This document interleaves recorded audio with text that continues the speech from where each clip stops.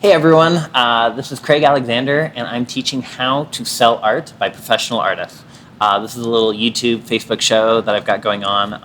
I'm a professional landscape photographer. I've sold over $100,000 of art in the last 7 months, and I've been doing this professionally for 7 years. And I'm here to teach other professional or fellow artists how to become professionals and sell their work so that one day you can quit your day job and do art full time. So I'm going to break down the 4 steps of a sale. It's something that I've established very early on. My godfather, Louis Steinman, taught me this when I was 18 years old, and it's been the foundation and basis of everything I've done since then. So the first part of the sale is introducing yourself and building some rapport. So the way that you talk to a teenager compared to how you speak to an elder lady or gentleman is very different. With someone slightly older, you might talk a little slower, use different vocabulary. With a young person, you might be a little more casual, a little more slang, a little bit looser maybe. With someone older, you might be a little bit more respectful. With somebody who speaks slow, you might slow it down and match their cadence and rhythm and tone. With someone who's really quick, you might match their speed so that it's real to them. You want to reach maximum agreement and not mimic them, but approximate what's comfortable to them and what's real to them. And you'll achieve great results with that. So step 1 of the sale is reality and creating some rapport and some agreement and introducing yourself, basically. That's step 1. Do you want to add anything to that? I was just wondering, do you have any tips on making sure that you don't become artificial when you're showing up the way that somebody else is? Yes, that's really good. When you speak to your grandparents and you're polite and you're generous, you pull out the chair for them. You're not necessarily being artificial, right? You're just being respectful. Right. Compared to, say, you're talking to your younger sibling, where you're like, hey, go take the trash out, right? 2 very different statements. You're still being you. It's just a different part of you. Gotcha. The same way that when you propose to the love of your life, marriage compared to when you're, shouting at, a bully in middle school.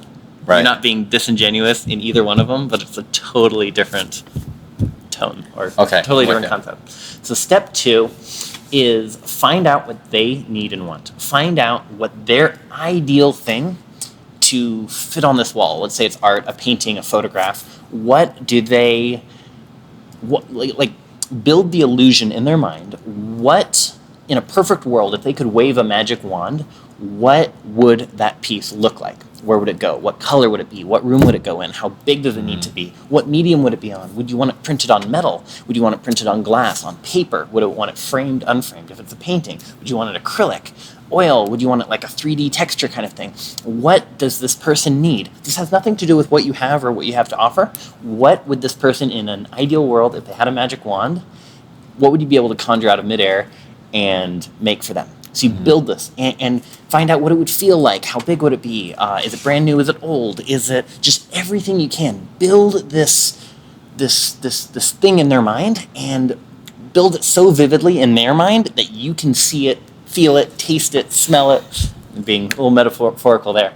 But build this illusion for them until they know exactly what they want. That's step 2. And this has nothing to do with the real world of what you have.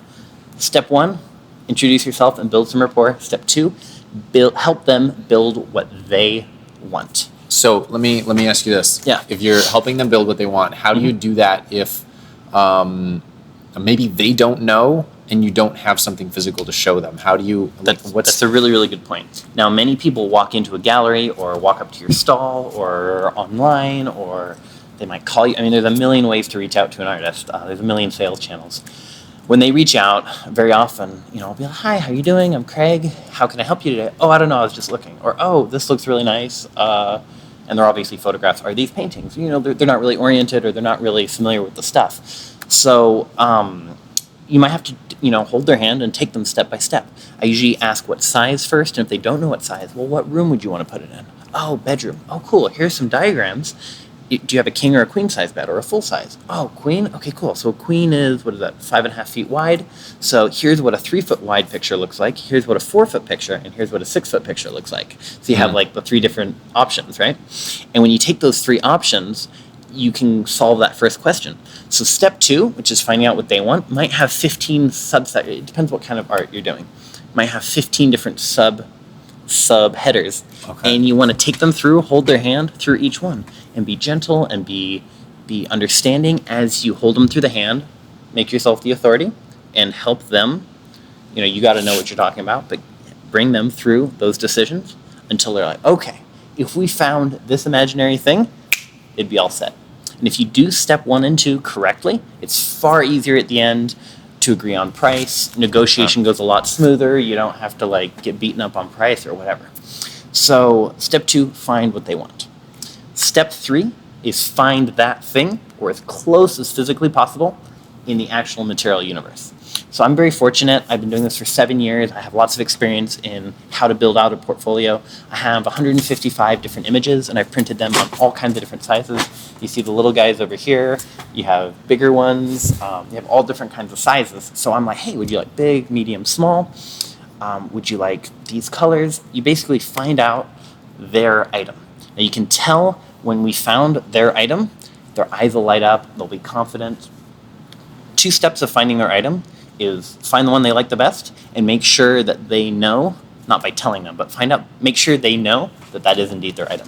So if you're like, yeah, I think I like that one, you might ask something like, okay, now out of everything in this gallery, was there anything that you liked better than that one? And you show them some more options. No, I really think it was that. Like, okay, cool. So that's your favorite one? Yes. When you have that definite, sure yes, it makes everything else much easier. What's some other questions that you could ask to make sure that that's actually the one for them? Good question. You could ask, can you imagine this over your couch? Or how would this look with your curtains? Or do you have anything else on the wall right now that this would replace? Or is it a blank wall? And you get them to flesh out what their wall looks like, or what their home, or whatever, it could be an office, whatever environment is going up there. And you get what it's going to look like in their mind, at least. Okay, so Once as they a get it home. follow-up, would you say that most people already have an idea of where it's going to go? I mean, the answer to that is all over the place. Some people come in, they've been searching for 6 months, they've done all their measurements, all their research, and some people come in completely new, and you need to take them through each part.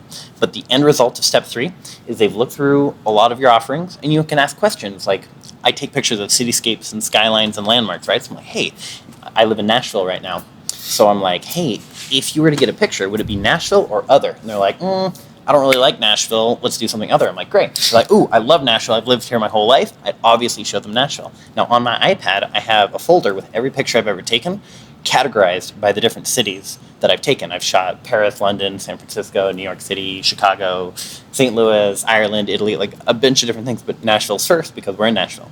So then I'll show them through all of Nashville, and I'll watch their expression, see how their face changes as we go through the different ones, and I'll find their favorite one, and I'll ask them to say, if they're not like, absolutely, that's my one, we're done, if they say that, it's fine. But if they're like, yeah, I think it's that one, I might ask them, okay, was there anything else you like better than that one? And they'll either say, yeah, and they'll keep looking, or they'll be like, no, that's it. And then you go on to size, you go on to, do they want it on metal, on canvas? The results of step 3 is you're holding in your hand the thing that they want. Or if it's like a custom piece, you have it written down exactly what it would be. So you have the thing nailed down so that as soon as the close is done, you've got the thing in the shopping cart and you're ready to check out. If that's still ambiguous and you try to go into the closing and the kind of the money side of it without having the thing nailed down, it's 100 times harder and less successful. So then what if you don't have what they're looking for? You can either customize and make it. Like I go out and shoot at night. If I don't have the thing, I'm like, give me your phone number. I'm going to go shoot that. Can I get a deposit? Sure. So I swipe to $50. Great. In 3 days, I'll have this for you. And then when I'm out there, I'll text them like, hey, look, I'm at this sports stadium that you wanted. So you can do it with that. Or it's like, oh, do you have mountains in like, I don't know, Australia? I'm like, shit, I've never been to Australia yet. I'd love to go, but I don't have that yet. Okay. And that's the end of it. Is there anything else you'd like instead? Or, hey, what about a gift for Christmas? You can find a different item. But yeah, sometimes you're dead in the water. It's like, I don't have what you want. I'm so sorry. So in that moment, do you still try and like get their information or anything? Or is it kind of just, you can. I don't have what you need? It depends what kind of business you do. I have a very good friend. His name's Alex. He is an amazing custom painter. And he'll paint pets, portraits, cars, houses. He'll paint anything for the person. At that point, your imagination is the limit, so he can do whatever. But for me, I get asked all the time, do you have mountains? Do you have like, I don't know, I've been asked for all kinds of things. Do you have like Dubai? Do you have Singapore? Do you have Hong Kong? Shit, I haven't been to those places yet. I'm so sorry. So sometimes you can make that item, sometimes you don't have it and you're done. Right. Sometimes you can like, is there anything else? Well, actually, there's another spot where I wanted to have a cityscape, and then I can go into that. Hey You're right everyone, at by the 10 way. minutes. Okay, cool. 10-minute mark. So the fourth step is the close. Now, there's been a ton written on the close. There are entire subgenres of entrepreneurship and sales and business development dedicated to the subject of the close. It's a big subject, obviously. What I will say about the close is the best book I've ever read about it is by Mr. Grant Cardone. He wrote The Closer's Survival Guide. It's like 200 or 300 pages and has like hundreds of closes in there and the science and the art of closing. As long as you do with a genuine heart and you really care about the person in front of you, you kind of can't go wrong. So check out Grant Cardone's The Closer's Survival Guide, and it'll teach you how to close. But essentially what you're going for when you're closing is the value has to exceed the price that you're offering it for. Not on par, it has to exceed it. So let's say you have a picture for $250 or $1,000, let's say $250. The value in their mind has to be like $300, $350, and they're getting it for $250 before they buy. Now that doesn't mean you have to discount it, but it does mean that you need to raise that value. Now, how do you raise that value? Context. You can have, I wrote an article last week giving examples of how to build value of a piece of art. How much would an old beaten up studio microphone that was like locked in a trunk somewhere selling at an estate sale auction be worth? I don't know, maybe a couple $100. Now, you take that same microphone, you find out that it was the microphone that the Beatles recorded their greatest hits on, and it's like pitched really well in an auction house at Christie's in London or New York City, and it's like the event rolls on for a month, and at the end, you have like celebrities everywhere, and they go on auction, and the thing sells for $10 million. It's the same object, it's the same dusty microphone, It has a story, it has context. Context is everything. What's a parking spot worth? Well, if you're in a supermarket, it's not worth a thing. If you're in downtown Manhattan, about to go to the premiere of Hamilton, and there's no parking for like 5 miles, and somebody's like, hey, I'll valet your car, I'm a good person, here's my like badge at the Ritz Hotel, I'll valet your car for like $80. You're like, $80 to not have my car stolen or like towed or something? Sure, here's $80. Now, so context determines that. So you got to tell a story and make sure it's a true story. So I know you're probably already going to get to this as we go forward.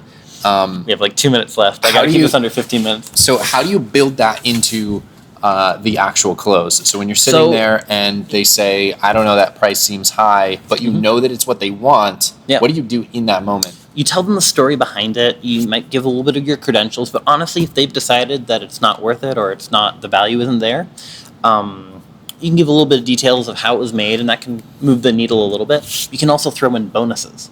You can be like, well, you know what? Let me ask you, what's your second favorite picture? Well, this one over there.